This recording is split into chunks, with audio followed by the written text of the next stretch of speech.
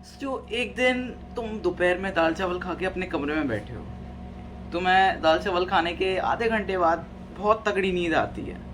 तुम सोते हो और सीधा शाम के 6 बजे तुम्हारी नींद खुलती है। तुम्हें पता चलता है कि तुम्हारा ट्यूशन स्किप हो गया। तुम्हें पता चलता है कि तुम्हारा खेलना स्किप हो गया। तुम्हें पता चलता है कि तुम अगले 4-5 घंटे के लिए एकदम नींद में चले गए, जैसे तुम बेहोश हो गए हो। तुम्हारे साथ ऐसा हुआ है? मैं गारंटी देके कह सकता हूँ कभी ना कभी तुम्हारे साथ ये हुआ ही होगा। आखिर ये चीज़ होती क्यों है और इसका फिक्स क्या है कि तुम फोकस रह सको, अपने पूरे काम को कैसे कर सको, अच्छे से काम कर सको, फोकस रह सको। इसका जो मेन रीज़न होता है ना, वो होता है ज़्यादा कार्बोहाइड्रेट को एज अ फूड खाना।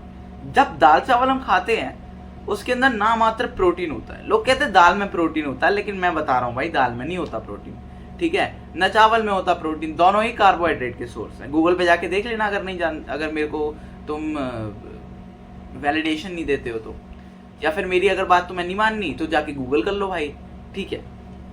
दाल चावल में नहीं होता प्रोटीन, उसके अंदर होते हैं सिर्फ कार्बोहाइड्रेट। तो जब तुम कार्बोहाइड्रेट खाते हो तो तुम्हारी बॉडी में वो यूं चुटकी बजा के एब्जॉर्ब होते हैं। और मैं नॉर्मल कार्ब्स की बात कर रहा हूँ, ये फाइबर की बात नहीं कर रहा। फाइबर भी कार्बोहाइड्रेट होता है, बट लेकिन फाइबर से आपकी बॉडी पे अच्छे प्रभाव पड़ते हैं। तो जब तुम कार्बोहाइड्रेट को ज्यादा खा लेते हो तो तुम्हारी बॉडी में जो शुगर होती है वो बढ़ जाती है। Sugar in the sense blood glucose, ठीक है। आपके ब्लड में शुगर घुलने लग जाती है, क्योंकि देखो आपकी बॉडी में गया खाना, चुटकी बजा के एब्जॉर्ब हो गया, चुटकी बजा के डाइजेस्ट हो गया, एंड आपकी बॉडी ने उसको सीधा ब्लड में भेज दिया। आपकी बॉडी सोचती है चलो अब खाना तो हमने डाइजेस्ट कर ही लिया है, उसको यूं तुरंत करके इसके न्यूट्रिएंट्स को, इसके जो ग्लूकोज बनाया उसको हम शुगर को ब्लड में भेज देते हैं। अब जब वो ब्लड में जाएगी शुगर, क्योंकि इसके अंदर फाइबर तो है नहीं, तो वो इतनी तेज उसका ग्राफ बढ़ेगा, इस तरीके का ग्राफ दिखेगा आपका, है ना। एंड तुम्हारे शुगर का ग्राफ कुछ इस तरीके से ऊपर जाएगा। और जब तुम्हारी शुगर ज्यादा हो जाती है, बॉडी में ब्लड शुगर ज्यादा हो जाती है, तो क्या होता है, आपकी बॉडी में एक पार्ट होता है, एक ऑर्गन होता है जिसको हम कहते हैं पैनक्रियास। वो एक केमिकल रिलीज करता है, मान लो, जिसको हम कहते हैं इंसुलिन। इंसुलिन आपका पैनक्रियास रिलीज करता है। और जब इंसुलिन बढ़ता है ना, इंसुलिन सोचता है, मैं तुम्हें भाईचारे की भाषा में बता रहा हूँ, इंसुलिन सोचता है भाई कितनी शुगर बढ़ गई है यार, बहुत खाता है इंसान शुगर, चलो मैं इतना तेज बढ़ जाता हूँ कि शुगर को नीचे लाएं। देखो इंसुलिन का काम होता है कि एक बेस लाइन पे शुगर को लाना होता है, ठीक है।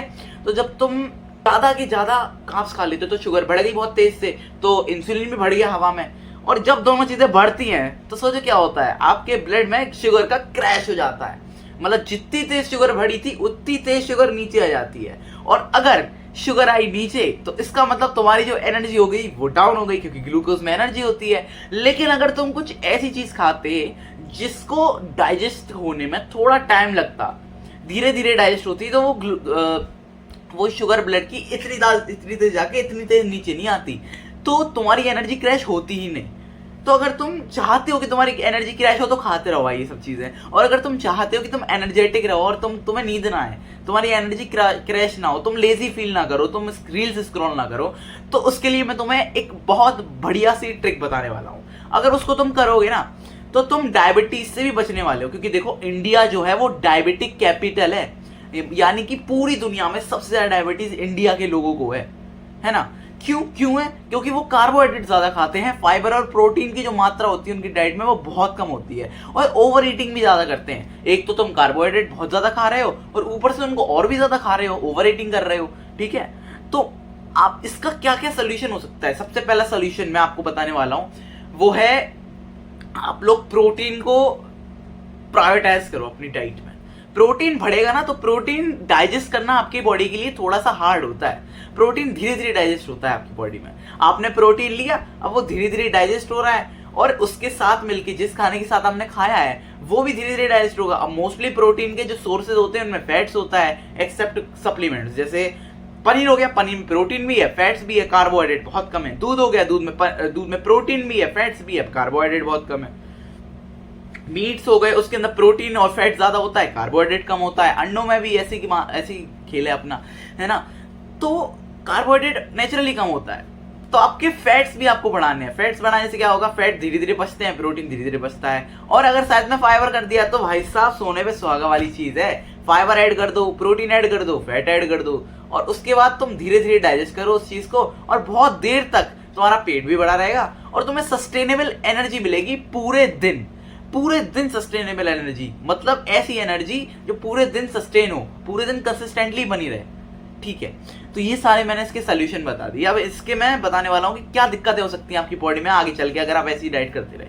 अब देखो, अगर बार बार इंसुलिन बढ़ता है ना, और बहुत ज़्यादा बढ़ता है आपके ब्लड शुगर को नीचे लाने के लिए, तो पता है क्या होता है, ओवर द टाइम पीरियड आपको इंसुलिन इंसेंसिटिविटी हो जाती है, जिसको हम आम भाषा में डायबिटीज़ कह देते हैं। तो इसका मतलब ये है, अगर आप ज़्यादा कार्बोहाइड्रेट खाओगे और प्रोटीन, फैट्स और फाइबर को निगलेक्ट करोगे, तो आपकी जो बॉडी है ना वो अडेप्ट कर लेगी इंसुलिन इंसेंसिटिविटी, और उससे आपको हो सकती है टाइप 2 डायबिटीज इन फ्यूचर।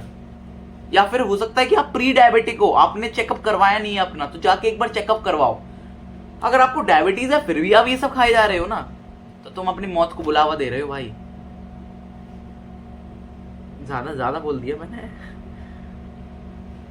ठीक है भाई, ठीक है। अगर तुम्हें डायबिटीज है और फिर भी तुम ये सब चीजें खाते जा रहे हो ना, तो तुम्हारा कुछ नहीं हो सकता यार। आगे चल के हो सकता है कि तुम्हारी लाइफ जो है वो जल्दी एंड हो जाए, लाइफ स्पैन तुम्हारा कम हो जाए, हु नोज भाई। तो प्रोटीन, फैट्स एंड फाइबर्स को प्रायोरिटाइज करना शुरू कर दो।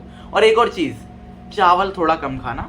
रोटी भले ही खा लो तुम, लेकिन चावल कम खाना। रोटी में थोड़ा बहुत तो फाइबर होता है, चावल में तो 0 ग्राम फाइबर होता है, या फिर 0.0001 ग्राम होगा, बहुत थोड़ा सा होगा। ठीक है, अब फाइबर ना खाने की वजह से बहुत सारी चीज़ें होती हैं, उनके बारे में किसी और दिन बात करूंगा। और आज के इस वीडियो में बस इतना ही। Bye bye.